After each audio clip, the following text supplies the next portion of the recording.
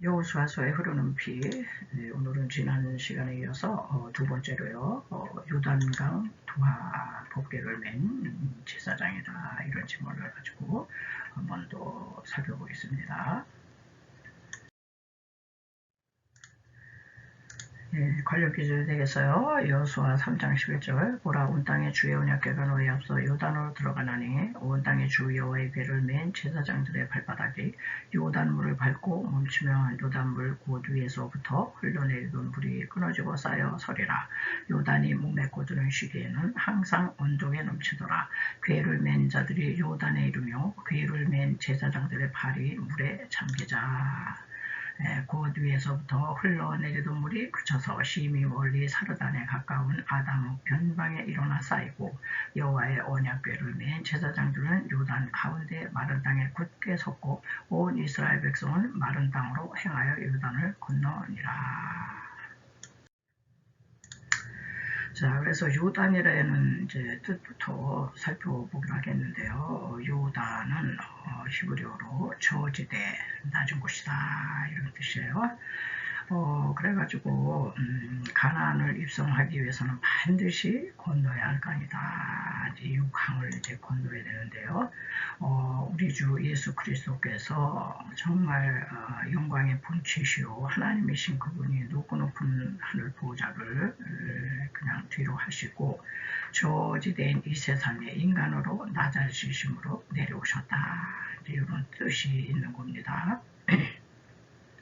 네, 성경에서 어떤 지명이나 사람이나 인물이나 사건이나 어떤 단어나 다 이렇게 잘 묵상하면요, 거기 예수님이 계세요. 예수님이 하늘 높은 보좌 위에서 이 저지대인, 낮고 낮은 저지대인 이 세상에 인간으로 오셨다는 거는 뭐 한없이 낮아지신 거죠. 그래서 말구에 탄생하셨고 십자가에서 죽으신 후에 음부까지 내려가셨다. 그리고 세례 받으실 때는 요단강에서 세례를 받으셨다. 죄인도 아닌데 죄인처럼 똑같이 그렇게 하신 거예요. 자, 그래서 우리도 가나안을 상징하는 천국에 들어가기 위해서는 우리도 반드시 건너야 할 강이 있는데 바로 우리 심령이 가난하고 낮아져야 함을 상징하는 거다, 이렇게 우리가 알 수가 있습니다. 자, 이제 요단강이 무슨 강이냐? 죽음의 강이에요. 죽음의 강. 인간의 힘으로는 도저히 건널 수 없는 강이잖아요. 들어가면 죽는 거야. 근데 이제 이거는 이제 복음적으로는 죽음의 강이라서 우리 자아가 처리돼야 된다는 얘기예요. 자아를 죽이는 강이다. 그래서 우리 인간의 힘으로는 도저히 저 가나안 천국을 들어갈 수 없어요. 그 요단강이 다 가로막고 있기 때문에. 그래서 우리 대신해서 누군가 죽어줘야 되는데 그리스도께서 십자가에서 자아를 주신 거예요. 몸도 물론 이제 죽으셨고요. 그래서 이 요단강은 죽음의 강이다. 근데 금방 우리가 본문을 살펴본 것처럼 이 요단강 도하를 위한 준비를 해라 그러잖아요. 그래가지고 12 제사장들이 이제 법궤를 메고 이렇게 창이란 요단을 향해서 들어가야만 하는 거예요. 과연 이거 이렇게 할 수 있을까요? 자, 그래서 우리 하나님은 이제 이 스토리 속에서 우리에게도 말씀하시는 거죠. 너희를 죽음의 강을 건너기 위한 준비를 해야 된다. 그 준비는 우리 자아를 죽이고 우리는 말씀의 법궤를 메야 되는 거예요. 성령으로 물과 성령으로 거듭났다는 것은 이제는 내 주장, 옛사람의 욕심, 옛사람의 생각, 그걸로 산다는 것이 아니고 그거를 내려놓고 말씀의 법궤, 12 제사장들이 법궤를 메고 가잖아요. 우리도 말씀의 법궤를 메야 된다. 자아를 내려놓고. 왜냐면 마지막 심판은 얼마나 너 착한 일을 했느냐, 선행 많이 했냐, 헌금을 얼마나 많이 했어, 공로, 공적, 수행 얼마나 그런 건 그냥 다 쓸데없어요. 그거는 이제 부정한 것 같고 마지막 심판의 기준이 말씀이다 이런 얘기예요. 그래서 말씀에 내 생각, 이게 인간의 생각이죠. 인본주의적인 생각, 내 생각, 내 자아, 내 지식, 내 경험, 내 노하우, 내 방법 같은 인본주의적인 모든 것은 이 요단강 도하를 위한 준비 이거를 다 내려놔야 된다 이런 의미가 되겠습니다. 자, 그러면서 우리 하나님께서는 금방 우리가 본 것처럼 명령을 하세요. 이 요단으로 들어가라. 네. 제사장들이 복궤를 메고 요단에 들어서라. 그런 시퍼런 강물 속으로 들어가려는 겁니다. 발을 들여 놓으면 발을 들여 놓아 물을 너희가 밟기만 하면 밟고 멈추면 요단물 그 물이 갈라질 것이다. 그러니까 하나님께서는 이 명령만 하시는 분이 아니에요. 반드시 그 뒤에 따르는 약속. 너희들 복궤 메고 요단 그렇게 물이 창이란 요단에 들어가면 빠져 죽을 것이다. 그게 아니라 그 물을 밟고 너희들이 멈추면 물이 그냥 쫙 갈라질 거야. 이런 약속을 이제 하나님은 이제 안심하도록 우리에게 주세요. 하나님이 우리에게 말씀하시는 건 너무 무리하고 그러는 건 절대 이제 안 주시죠. 자, 이거는 뭐냐? 그리스도께서 하나님의 명령대로 요단 같은 지오지대에 이 세상에 오셨어요. 하나님이신 그분이 도저히 우리 인간으로서는 뭐 상상을 할 수가 없죠. 하나님이신 그분이 인간의 몸을 입으시고 그렇게 연약한 모습으로 오셔서 십자가의 죽으심으로 죽음의 세력을 완전히 무력화하셨다. 하나님의 명령이셨고요. 네가 죽어야 저 인생들이 다 구원받는다 이런 뜻이잖아요. 너가 안 죽으면 저 인생들은 사탄 마귀조차 다 지옥이냐. 그러니까 우리 하나님께서는 그렇게 두실 수가 없는 거죠. 당신의 형상과 모양으로 지음받은 우리를 그렇게 두실 수가 없어요. 자, 여기에 12 제사장이 순종을 합니다. 그러면 제사장들의 발이 물가에 잠기잖아. 물이 끊어져 되는 거예요. 순종하니까. 저 여러분, 우리 믿음은요, 순종이에요, 순종. 믿음이 좋다고. 그냥, 아무리 그래도 순종 안 하면요, 그건 믿음 아닙니다. 순종이 필수. 순종하지 않는 것은 믿음이 아니다. 그래서 우리는요, 일평생 불순종과 싸워야 돼요. 우리는 그냥 그동안 하도 들은 게 많아가지고 아는 건 너무 많아요. 그런데 아는 것만큼 행하지를 못해. 아는 것만큼 이 순종을 잘 안 해요. 알면서도 안 해. 그게 뭐야? 불순종이잖아. 불순종과 우리는 일평생 싸워야 돼요. 왜? 우리는 여기 12 제사장처럼 우리는 신약시대에서는 우리는 왕 같은 제사장들이에요. 우리 제사장으로 보세요, 하나님이. 그러니까 너희들도 말씀의 법궤를 메고 아무리 불가능해 보이는 환경의 요단강, 상황의 요단강, 질병의 요단강 이런 거 크고 개의치 마라. 그게 실제가 아니야. 순종만 해. 순종하면 기적이 일어난다. 하나님은 확실하게 이렇게 말씀하시는 겁니다. 자, 순종하기가 굉장히 헐만한 게 아니라 요단강에 그때 몸에 옳거드는 시기라 아주 뭐 범람했다는 겁니다. 요단이 몸에 꽂드는 시기에는 항상 언덕에 그냥 철철 넘쳤다는 거예요. 그러니까는 순종할 만한데 우리에게 순종을 요구하시는 게 아니더라고요. 아주 최악의 상태야. 때가 아니에요, 하나님. 좀 상황도 맞춰주고 기다려야 돼.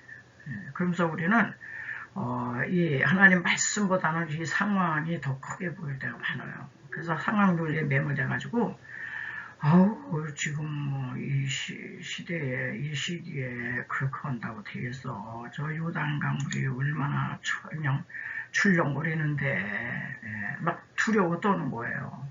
그런데 그렇게 하면 요단강은 안 갈라진다는 거예요. 그래서 기적은 아무 때나 일어나지 않는 거예요. 상황이나 환경이나 모두 최악의 순간일 때, 인간이 끝났어. 나 이제 끝이야. 도저히 하나님이 어떻게 하시면 하시지 나는 못해. 두 손 두 발 다 들었습니다. 그럴 때 최악의 순간일 때라도 하나님이 이거를 하기를 원하시는구나. 그리고 그냥 목숨 걸고 순종하면 요단강이 갈라진다. 이렇게 요단강이 출렁거리고 있는데요. 16절에 곧 위에서부터 흘러내려던 물이 그쳐서 심히 멀리 사르단에 가까운 아담읍 변방에 일어나 쌓이고, 마침내 요단강이 갈라지는 거예요. 그래서 요단강이 갈라지는 건요, 하나님의 영광이 임했다는 거예요. 인간의 방법은 이거 어떻게 갈릅니까? 이거 못 갈릅니다. 딱 멈췄어요. 막 출렁거려. 하나님의 영광이 임했다는 증거인데요. 오늘날 교회는 이런 증거들이 나타나가지고 그냥 확 막힌, 그리고 환경의 요단강 쫙 갈라지고, 상황의 요단강 다 갈라지고, 질병의 요단강 딱 물러가고, 물질의 요단강, 그래서 길이 없던 곳에 길이 나고요. 막혔던 곳이 뚫리는 기적이 일어나야 되는 거예요. 믿는 자에게서는 이런 게 자꾸 일어나야지. 하나님 계시네. 하나님 계신가 봐. 세상 사람들도 저희를 보니까 하나님 살아계셔. 이제 이렇게 되는 겁니다. 네, 그래서 이제 시대별로 저는 좀 구분을 했어요. 왜냐면 성경을 구약 따로 알고 신약 따로 알고 은혜 시대에 사는 나는 나고 이렇게 하면은 이렇게 성경을 제대로 알 수가 없어요. 그래서 이제 예수님 오시기 이전을 이제 구약 시대, 신약 시대, 율법 시대로 이제 이렇게 좀 대조를 했습니다. 여기 이제 우리가 살펴보고 있는 이제 이 본문은 이제 구약이잖아요. 구약 시대 때 12 제사장들이잖아요. 도끼를 메고 요단 물에 들어간 것이. 신약 시대에는 대제사장 대신 예수님이 이 세상에 오셨어요. 그리고 은혜 시대에 사는 우리들도 왕 같은 제사장이다. 성도 한 사람 한 사람이 왕 같은 제사장이에요. 그래서 누구 중보자, 인간 중보자 통하지 않고 우리가 하나님께 직접 구할 수 있고 또 직접 응답받을 수 있고 그래요. 자, 구약시대의 12 제사장들은 요단으로 들어갔어요. 가장 낮은 곳이라 그랬죠. 우리 예수님께서 요단강으로 내려오셔서 세례를 받으셨어요. 죄인도 아니신데 일단 인간으로 오셨기 때문에 인간이 밟을 수 있는 모든 과정을 다 밟으신 거예요. 그래서 세례를 받으시고 예수님이 오신 곳은 아주 낮은 곳이 이 저지대라고 그랬잖아요. 낮은 곳으로 내려오셔서 이 주님의 성육신 사건이죠. 말구육간 음부까지 낮아지셨다. 그래서 은혜 시대에 사는 우리들이지만은 지금은 은혜 시대예요. 그래서 하나님이 우리가 죄를 져도 많이 기다려주시고 용납해주시고 덮어주세요. 이럴 때일수록 우리를 이 자유를 은혜로 막 방종하면 안 되고 우리의 자아를 더 낮춰야 돼요. 더 낮춰야 된다. 자아를 낮추고 이제 또 이쪽으로 오면은 구약시대에 요단은 죽음의 강이죠. 죽음의 강. 우리 예수님께서도 저지대인 이 세상에 오셔서 죽으셨어요. 땅속까지 들어가셨어요. 우리들도 은혜 시대이지만은 우리는 죽어야 돼요.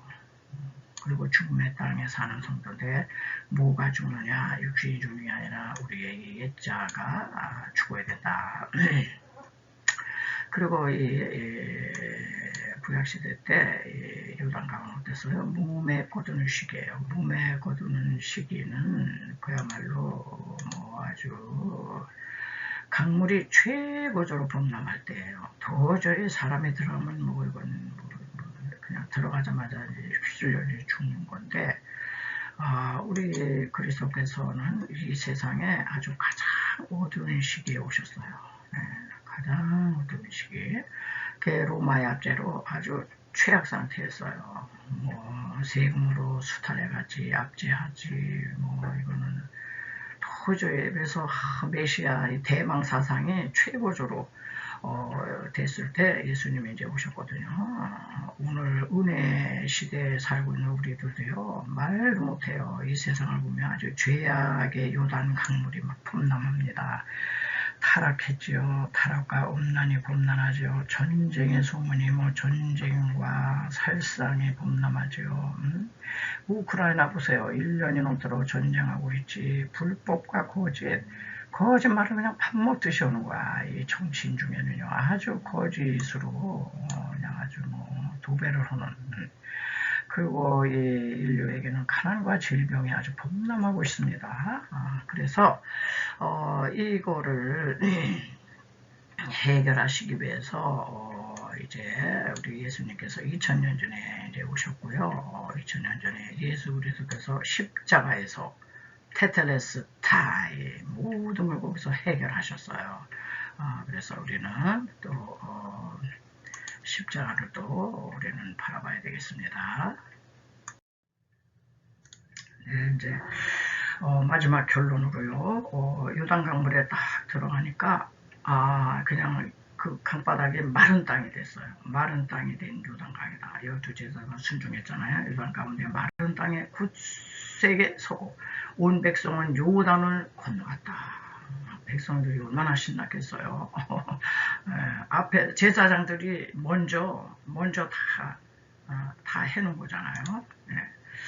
자, 이거는 물을 가르고 길을 내신 그리스도를 상징해요. 요한복음 14장 6절 내가 곧 길이요 진리와 생명이니 나로 말미암지 않고는 아버지께로 올 자가 없느니라. 우리는 구원을 위해 아무것도 할 것이 없어요. 이스라엘 백성들이 요단강을 건널 때 믿음으로 건너기만 한 것과 같이 주님을 그냥 믿기만 하면 마른 땅이 열린다는 겁니다. 놀라운 일이죠. 그래서 주님께서 이제 이 십자가 이제 고난을 당하셨잖아요.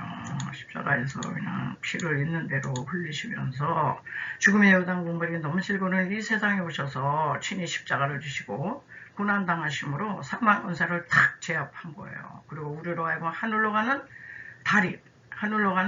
다리가 뭐예요? 마른 땅을 놓으시고 천국 입성을 허락하셨다. 예, 오늘 이 말씀으로 말씀을 드리겠습니다.